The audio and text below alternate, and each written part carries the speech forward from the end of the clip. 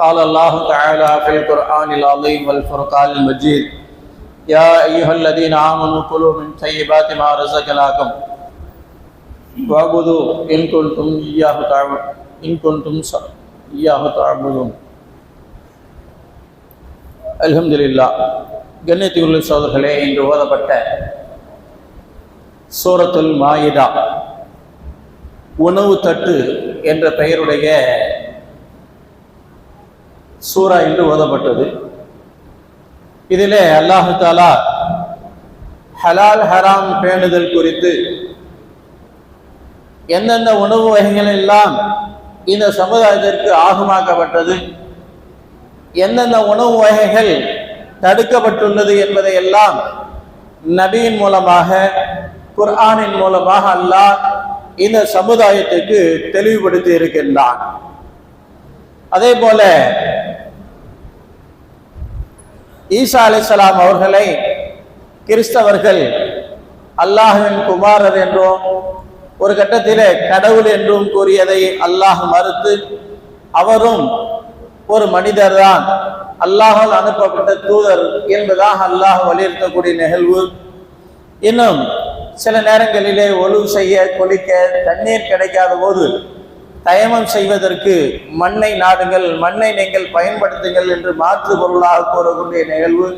இப்படியாக அநேக நிகழ்வுகளை இந்த சூரா கொண்டுள்ளது. அதிலும் ஈசா அலைஹிஸ்ஸலாமுடைய சமுதாயத்தவர்கள், அவருடைய சீடர்கள் உலகத்தினுடைய உணவுகளை உண்டு உண்டு எங்களுக்கு போர் அடிச்சு போயிடுச்சு, அதனால மாற்று உணவு வேணும், அதனால உங்களுடைய ரப்பு கிட்ட இருந்து வானத்திலிருந்து உணவை இறக்கி கொடுக்க சொல்லுங்க என்பதாக கேட்ட நிகழ்வும் அல்லாஹ் இந்த திருமறை வசனங்களில் பதிவு செய்திருக்கிறான். அப்ப அல்லாஹ் என்ன சொல்றான்? என் கொட்டும் ஈயாக தாமதும், நீங்கள் அல்லாஹவை வணங்கக்கூடியவர்களாக இருந்தால் குலுமா ரஸக்னாகும், எந்த ஒன்றை உங்களுக்கு நாம் ரிஸ்காக கொடுத்திருக்கின்றோமோ, ஹலாலாக ஆக்கி இருக்கின்றோமோ அந்த உணவுகளை மட்டும் நீங்கள் உண்ணுங்கள் என்பதாக அல்லாஹ் சொல்கின்றான். இது நமக்கு மட்டுமல்ல, நபிமார்களை பார்த்தும் அல்லாஹ் இந்த வார்த்தையை சொல்கின்றான். யா அய்யுஹர் ருசுலு என்பதாக நபிமார்களை அழைத்தும் அல்லாஹ் சொல்றான், நாம் உங்களுக்கு ஹலாலாக ஆக்கி இருக்கக்கூடிய உணவுகளை மட்டுமே நீங்கள் உண்ணுங்க. நபிமார்கள் எப்போதும் ஹராம தொட மாட்டாங்க, ஆனால் அல்லாஹ் நபிமார்களை முன்னிறுத்தி நமக்கு சொல்லி காட்டுகின்றான். இது நபிமார்களுக்கு சொல்லப்பட்டது அல்ல, இந்த சமுதாயத்துக்கு சொல்லப்பட்ட நிகழ்வு. அப்ப அல்லாஹ் நபிமார்களே சொல்றனா அவங்களுடைய உம்மத்தா இருக்கக்கூடிய நாம் எப்படி பெண்களா இருக்கணும் என்பதற்கு உதாரணமாக அல்லாஹ் நபிமார்களுடைய வாழ்க்கையை மேற்கோள் காட்டி நமக்கு சொல்லி காட்டுகின்றான். கண்ணியத்துக்குரிய சகோதரர்களே, இப்படி உலகத்துடைய உணவுகள், அல்லாஹ்வால் ஆகமாக்கப்பட்ட உணவுகள் இருக்குது, தடுக்கப்பட்ட உணவுகள் இருக்கிறது. அப்ப தடுக்கப்பட்ட உணவுகள் அப்படின்னு பார்த்தா தானாக இறந்தது, அல்லாஹ்வுடைய பெயர் சொல்லி அறுக்கப்படாதது, இன்னும் மது, இன்னும் கால்நடைகள்ல கீறி கிழித்து திங்கக்கூடிய பறவைகள், இப்படி பல வகையான உணவுகளை அல்லாஹ் தடை செய்திருக்கிறான். அதே நேரத்தில் ஆகமாக்கப்பட்ட உணவுகளையும் அல்லாஹ் நமக்கு பட்டியலிடுகின்றான். அப்ப எந்த உணவு நமக்கு ஆகமாக்கப்பட்டிருக்கிறதோ அந்த ஹலாலான உணவு சில நேரங்களில் ஹராம். இப்போ உதாரணத்துக்கு வெளியூர்களுக்கு நம்ம பயணம் செய்கிறோம், ஆடு மாடு கோழி ஆகமாக்கப்பட்டது, ஆனால் அல்லாஹ்வுடைய பெயர் சொல்லி அறுக்கப்பட்டிருக்கா? அங்க ஹலால் உணவகம், ஹலால் உணவு அப்படின்னு வெளியில போர்டு வச்சிருக்கிறான் அப்படின்னா நம்ம போய் சாப்பிடுறதுங்களா? அது எப்படி சாத்தியமாகும்? ஏன் ஒரு நேரம் அந்த உணவை தவிர்த்துட்டு சாதா உணவு உண்டுட்டா என்ன போயிட போகுது? ஏன் ஒரு நேரம் அந்த புலால் உணவை தவிர்க்க முடியாத நம்மளால? கண்ணியத்துக்குரிய சகோதரர்களே, இப்படி சந்தேகத்திற்கு இடம்பாடான உணவு வகைகள் அவைகள் ஹராம், முழுமையை நம்ம தவிர்த்து கொள்ளணும். அவன் போர்டுல ஹலால்னு போட்டுட்டா நமக்கு அது ஹலால் ஆயிடுது. ஹலால் முத்திரை போட்டுட்டா போதுங்களா? அல்லாஹ்வுடைய பெயர் சொல்லி அறுக்கப்பட்டு இருக்கணும். அல்லாஹ்வுடைய பெயர் சொல்லப்படாத உணவுகள் எல்லாமே ஹராம் ஆக்கப்பட்டு இருக்குது. அப்ப அல்லாஹ் தஆலா நமக்கு உடலுக்கு தீங்கு தராத உணவையே தேர்ந்தெடுக்கும்படியாக கட்டளை இடுகிறான். நீங்களாகவே உங்களை அழிவிலே போட்டுக் கொள்ளாதீர்கள், வலா துஹ்லிகு அன்ஃபுஸகும், உங்களை நீங்களே அழிவிலே போட்டுக்காதீங்கன்னு அல்லாஹ் நம்மளை பார்த்து சொல்றான். கண்ணியத்துக்குரிய சகோதரர்களே, அல்லாஹ்வுடைய ரசூல் ஸல்லல்லாஹு அலைஹி வஸல்லம் சொன்னாங்க, ஒரு மனிதர் பரட்டை தலையா இருக்கிறார், நீண்ட தூரம் பயணம் செய்து இருக்கிறார், தன்னுடைய ஆடைகள் எல்லாம் அழுக்கடைந்து போய் புழுதி படிந்து போய் இருக்குது பயணத்தினால. இப்படியான நிலையிலே ஒரு மனிதர் துஆ செய்தால் அல்லாஹ் அங்கீகரிப்பான். ஒரு நீண்ட தூர பயணத்தில் இருக்கக்கூடியவர் துஆ செய்வாரானால் அல்லாஹ்வுடைய துஆவை கபூல் செய்யலாம். இது ஹதீஸிலே அல்லாஹ்வுடைய ரசூல் ஸல்லல்லாஹு அலைஹி வஸல்லம் சொல்றாங்க. ஆனால் அந்த மனிதர் துஆ ஒப்புக்கொள்ளப்படுவதற்கு உண்டான எல்லா தகுதிகளும் இருக்குது. அவர் யா ரப் யா ரப் யா ரப் யா அல்லாஹ் யா அல்லாஹ் அப்படின்னு கூப்பிட்டு துஆ செய்கிறார். ஆனால் அல்லாஹ் அவருடைய துஆவை அங்கீகரிக்கிறேங்கிறாங்க அல்லாஹ்வுடைய ரசூல் ஸல்லல்லாஹு அலைஹி வஸல்லம். சொல்லிட்டு சொன்னாங்க நபி அவர்கள், எப்படி அல்லாஹ் அங்கீகரிப்பான்? அங்கீகரிப்பதற்கு உண்டான நடைமுறை அவர்கிட்ட இல்லை. அவர் உண்ட உணவு ஹராம், அவர் குடித்த பானம் ஹராம், அவர் உடுத்தி இருக்கக்கூடிய உடை ஹராம், இப்படி எல்லாமே ஹராமானவைகளை செய்து கொண்டு யாரப்பின்னு கையேந்தினா எப்படி எல்லாம் ஏற்றுக்குவான்? துஆ ஏற்றுக்கொள்ளப்படுவதற்கு உண்டான எல்லா முகாந்தரமும் அடையாளமும் அவர்கிட்ட இருக்கு. நீண்ட தூர பயணி, தலைவரி கோலமா இருக்கிறார், ஆடைகள் எல்லாம் பொலிது படைந்து போயிருக்கு, ரொம்ப களைப்படைஞ்சு போயிருக்கிறார். இந்த நிலையில அவர் கேட்கிற துஆ கபூலாகும் எப்ப அவர் ஹராமை விட்டும் தவிர்ந்திருந்தால். ஆனா அவருடைய உணவு ஹராமா இருக்கு, அவருடைய குடித்த பானம் ஹராமா இருக்கு, அவர் உடுத்திருக்கக்கூடிய உடை ஹராமா இருக்கு.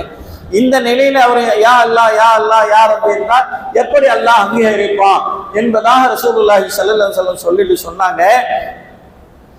எந்த மனிதருடைய ஒரு கவலை உணவு அல்லது 2 கவலை உணவு ஹராமான பொருள்ல உள்ள போயிட்டு அந்த உணவு அதை கொண்டு அந்த உடல் வளர்ச்சி அடையுமானால் அந்த உடல் நரகத்துக்கு தகுதினாக்க அல்லாஹ்வுடைய ரசூல் ஸல்லல்லாஹு அலைஹி வஸல்லம் அல்லாஹ் பாதுகாப்பான். ஒரு ஹராமான உணவு நிறைய வயிறு நிறைவே இல்லைங்க, ஒரு கவலம் ஒரு பிடிச்சு சொல்றோமா இல்லைங்களா, ஒரு கவலை உணவு ஹராமான உணவு நம்ம உடல்ல உள்ள போயிடுச்சுன்னா அது மட்டும் இல்லை, ஸல்லல்லாஹு அலைஹி வஸல்லம் அதனுடைய தொடர்ல சொன்னாங்க 40 நாள் உடைய இபாதத் ஏற்கப்படாதுன்னாங்க. அல்லாஹ் பாதுகாக்கணும். நம்முடைய இபாதத்துக்கு எந்த அளவுக்கு இருக்குது? நம்முடைய இபாதத்து 40 நாளுடைய இபாதத்து போயிடும் அப்படின்னா அப்ப நம்மளுடைய உணவு உடைகள் நம்முடைய நடைமுறைகள் ஹலால் ஹராம் என்ற பேணுதல் உடையதாக இருக்கணும் என்பதை அல்லாஹும் ரசூலும் நிரம்ப வலியுறுத்தி கூறிக்கொண்டிருக்கிறார்கள். கண்ணியத்துக்குரிய சகோதரர்களே, அதே போல சஅத் ரலியல்லாஹு அவங்க ஒரு நேரத்தில் அல்லாஹுடைய ரசூலே, நான் அல்லாஹ்விடத்திலே துஆ கேட்டால் என்னுடைய துஆ அங்கீகரிக்கப்படணும், அப்படியான அல்லாஹ்கிட்ட எனக்காக நீங்க துஆ செய்யுங்க, சாயது கேட்கக்கூடிய துஆவை எல்லாம் யாரெல்லாம் நீ அங்கீகரிக்கொள் அப்படின்னு எனக்கு துஆ செய்யுங்கன்னு அந்த சஹாபி கேட்டாங்க. அல்லாஹ்வுடைய ரசூல் ஸல்லல்லாஹு அலைஹி வஸல்லம் சொன்னாங்க, சாதே நீங்க ஹராமை விட்டு தவிர்ந்து கொள்ளுங்கள், முழுமையாக உங்களுடைய உணவு ஹலாலானதாக உங்களுடைய உழைப்பை கொண்டு உள்ளதாக இருக்கட்டும், அப்ப அல்லாஹ் உங்களுடைய துஆ கபூல் செய்வான் அப்படின்னு சொன்னாங்க. அந்த சாதுல்லாஹுடைய வாழ்க்கையை வரலாறு பற்றி சொல்கின்ற போது சொல்லி காட்டுறாங்க. எந்த அளவுக்கு அப்படின்னா அவங்களுடைய உணவுகள் சந்தேகத்துக்கு இடமில்லாத உணவாகவே அவர்கள் உட்கொண்டு வந்தார்கள். அவருடைய துஆக்கள் அங்கீகரிக்கப்பட்டுச்சு. அதே நேரத்தில் அவர்களிடத்துல ஒரு ஆடு இருந்தது, அதை அவர்கள் பராமரித்து அதிலிருந்து அவர்கள் பால் கறந்து சாப்பிட்டு தங்களுடைய ஜீவியத்தை கழித்து கொண்டிருந்தார்கள். ஒரு நாள் அந்த ஆடு கயிறு அறுந்துகிட்டு போய் பக்கத்து நிலங்கள்ல மேய்ஞ்சிடுச்சு. பக்கத்து நிலத்துல மேய்ஞ்சிட்டதுனால அன்றிலிருந்து அந்த ஆற்றில் பால் கறந்து குடிப்பதை தடை செய்து கொண்டார்கள் பேணுதலுக்காக. இன்னும் ஒரு நாள் 2 நாள் ஆனா அந்த இது போயிடும், ஆனாலும் அதை கொண்டு அது உடல் வளரலாம், அதிலிருந்து பால் ஊறலாம், அப்ப அந்த உணவு நமக்கு ஹராம் என்ற பேணுதலான வாழ்க்கை சாகிரலான அவங்க வாழ்ந்தாங்க. அவங்களோட துஆக்கள் அங்கீகரிக்கப்படுவதற்கு தகுதி உடையதாக என்பதை வரலாறுகளை நாம் பார்க்கிறோம். கண்ணியத்துக்குரிய சகோதரர்களே, இப்ப நாம நீண்ட தூர பயணங்கள் செய்கிறோம், நம்முடைய துஆக்கள் அங்கீகரிக்கப்படுறதில்லை, நாம் நோன்பாளிகளாக கையேந்துகிறோம். ஹதீஸ்ல வந்து ஸல்லல்லாஹு அலைஹி வஸல்லம் சொன்னாங்க, நோன்பு திறக்கக்கூடிய நேரத்தில் ஒரு நோன்பாளி கேட்கக்கூடிய துஆ கபூல் ஆகுதுன்னாங்க. ஆனா நாம காலமெல்லாம் துஆ கேட்கிறோம், நம்முடைய துஆ அங்கீகரிக்கப்படலை. அப்ப காரணம் என்ன? அப்ப நம்ம கிட்ட ஏதோ சந்தேகத்துக்கு இடமான பொருட்கள் இருக்குது. அப்ப நம்முடைய உணவுல, நம்முடைய உடையில, நம்முடைய பொருளாதாரத்துல, நம்முடைய சம்பாத்தியத்துல ஏதோ ஒன்றுல ஹராம் கலந்து இருக்குது என்பதை நாம விளங்கணும். நம்ம விளங்குறோம், கேட்கிறோம், அல்லாஹ் கொடுக்கவே மாட்டேங்கிறானே, அல்லாஹ் இப்படி நம்மளை சோதிக்கிறானே என்பதான். அல்லாஹ் சோதிக்க ஆரம்பிச்சா நம்மளால தாங்க முடியாது. நாம நபிமார்கள் அல்ல. நபிமார்களையே அல்லாஹ் சோதனைக்கு உள்ளாக்குனான். நாமெல்லாம் ஏமாத்துறோம். கண்ணியத்தில் சொல்லி அல்லாஹ் சோதிக்கிற நமக்கு ஒரு படிப்பினையை உண்டாக்குகின்றான். மனிதா, காலமெல்லாம் துவா கேட்கிற, அங்கீகரிக்கப்படலையே, ஏன் உன்னுடைய வாழ்க்கையை நீ திரும்பி பார்க்கல? உன்கிட்ட என்ன குளறுபடி இருக்குது, என்ன உன்னுடைய சீர்திருத்தம் வேணும், ஹலால் ஹராமுடைய பேணுதல் இருக்குதா என்பதை சிந்திக்கும்படியாக அல்லாஹ் நமக்கு செய்கிறான். உதாரணத்துக்கு, நம்முடைய சேமிப்புக்காக வேண்டி, பாதுகாப்புக்காக வேண்டி பேங்க்ல பணம் போடுறோம். போட்டிருக்க பணமெல்லாம் நம்ம பணங்களா? நம்ம சேஃப்டிக்காக ஒரு 1000 1,00,000 எது போடுறோம் வச்சுக்க. உதாரணத்துக்கு சில நேரங்கள்ல அதுல ஒப்பந்தத்துல நம்ம கையெழுத்து போடுறோம்.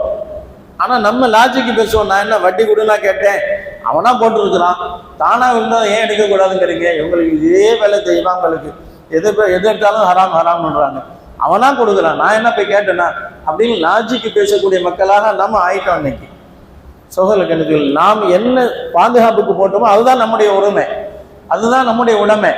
அது தவிர எக்ஸ்ட்ரா எதுவெல்லாம் வந்துச்சோ சதக்கா செஞ்சிட வேண்டியதான். யாரோ ஏழை எளியவர்களுக்கு நன்மையை எதிர்பார்க்கவும் தூக்கி போட்டுறணும். அந்த பேணுதலுடைய வாழ்க்கை நம்ம கிட்ட வரணும். இந்த மாதிரி சின்ன விஷயத்தை கூட நம்ம பேணுதல் இல்லை அப்படின்னா சோதர கணித்துல நம்முடைய 40 நாட்களுடைய இபாதத்துகள் பாழாக்கப்படுது, வீணடிக்கப்படுதுன்னு அல்லாஹ்வுடைய ரசூல் ஸல்லல்லாஹு அலைஹி வஸல்லம் கடுமையா எச்சரிக்கிறாங்க. எனவே செய்யக்கூடிய சிறிய இபாதுகள், செய்யக்கூடிய சிறிய வணக்கங்கள், அதனுடைய நன்மைகள் நாம் இழந்துடக்கூடாது. நம்முடைய தேவைகள் அல்லாஹ்விடத்துல கேட்டு பெறணும். ஈயாக்க நஅபுது வ ஈயாக்க நஸ்தஈன் நம்ம ஓதுறோம். யா அல்லாஹ் உன்னையே வணங்குகிறேன், உன்னிடத்திலேயே உதவி தேடுகிறோம் என்பதா சொல்றோம். ஆனா அது நாம செயல்பாடுல கொண்டு வரோமானா இல்லாம போயிடுது. எல்லாம் பாதுகாக்கணும். எனவே கண்ணியத்துக்குரியவர்களே, அல்லாஹ் நல்லடியார்களே, சந்தேகத்திற்கு இடமான உணவுகளை தவிர்த்து கொள்ளக்கூடிய நல்ல பாக்கியத்தை அல்லாஹ் கொடுத்திருக்கிறான். நாம் எப்படி நபிமார்கள் ஹலால் ஹராம் என்ற பேணுதல் வாழ்க்கை வாழ்ந்தார்களோ அதே போல ஹலால் ஹராமை பேணி அல்லாஹ் நம்முடைய துஆக்கள் எல்லாம் அங்கீகரிக்கக்கூடிய நன்மக்களாக அல்லாஹ் புரிந்து கொள்வானாக. ஆமீன். வாஹிர் தஅவானா அல்ஹம்துலில்லாஹி ரப்பில் ஆலமீன்.